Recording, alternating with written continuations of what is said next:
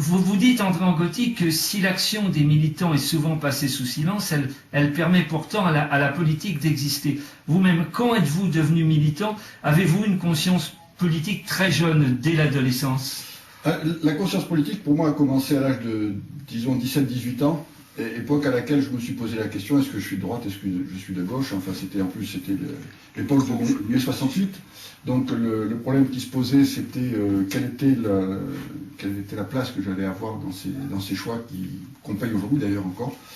Et puis je me suis vite rendu compte que j'avais ma place à droite parce que je faisais des choix qui étaient des choix liés aux lectures que j'avais pu faire, comme par exemple les Thibault, liés à ce que j'avais pu vivre puisque j'avais participé à mai 68, j'avais été membre du premier conseil d'administration qui avait existé dans un lycée. Et je m'étais vite rendu compte que l'efficacité n'était pas toujours à gauche, plutôt à droite, dans la mesure où, avec les professeurs, on était toujours dans la discussion, toujours dans la remise en cause. Avec les parents d'élèves, on était plus dans la décision et l'action directe.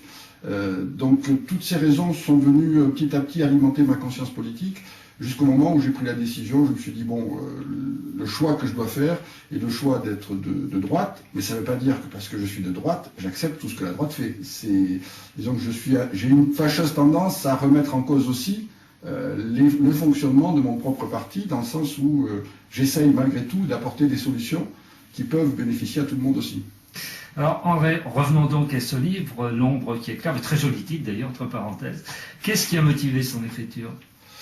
Alors, son écriture, elle a été motivée par je dirais, le premier article que j'ai fait paraître dans le Figaro, enfin que j'ai réussi à faire paraître en Figaro en 1997, après la dissolution de l'Assemblée nationale. Et j'avais discuté avec un journaliste qui au départ voulait pas le mettre. Il m'avait dit non, c'est pas possible, c'est trop violent, je vais avoir des problèmes, je risque de moi-même d'être licencié, enfin non, on le fait pas. Bon. Et puis il me dit c'est quand même intéressant, donc on va le passer pendant les vacances. Voilà. Et donc j'avais l'intention de créer une association qui s'appelait La droite nous appartient, dans le sens où je voulais créer une association qui soit en charge d'analyser et de valider ou invalider le fonctionnement des hommes politiques. Et puis très vite, je me suis rendu compte, bon, c'est quelque chose qui a très bien marché, j'ai reçu des chèques, enfin dans toute la France on m'a soutenu. Et très vite, je me suis rendu compte qu'il y avait un noyau qui allait se former dans cette association, qui avait pour origine ni plus ni moins que le Front National.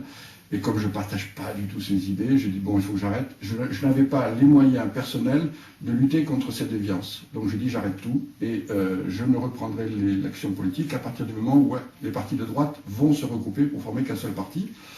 Et c'est arrivé quand il y a eu l'UMP. Et donc à partir de ce moment-là, j'ai pris la décision de m'impliquer.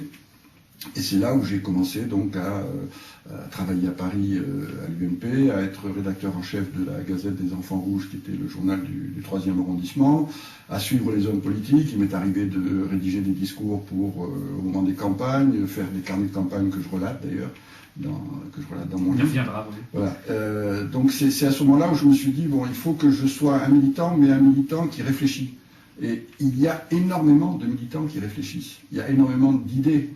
On le retrouve dans le livre, par exemple, au niveau de la commission économique du Conseil national, où on se rend compte qu'il y a une foule d'idées qui sont sorties. Mais tout de suite, je dirais que toute cette approche-là est vite verrouillée. Parce que le principe, c'est les hommes politiques ont besoin d'alimenter leur propre électorat à travers leurs propres idées.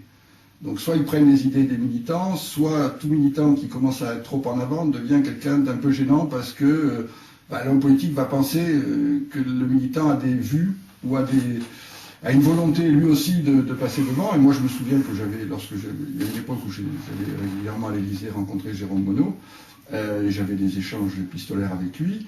Et il m'a demandé, est-ce que vous voulez faire de la politique? Et je lui ai dit non, enfin, c'est pas mon but. Je viens pas vous voir, je travaille pas avec vous sur le fonctionnement de l'UMP, avec comme finalité d'être élu. C'est pas ça. Moi, je veux être comme vous, au fond, en retrait, réfléchir, faire des propositions qui sont reprises par les hommes politiques. Et eux, leur travail consiste à lancer au niveau national des idées qui sont des idées positives.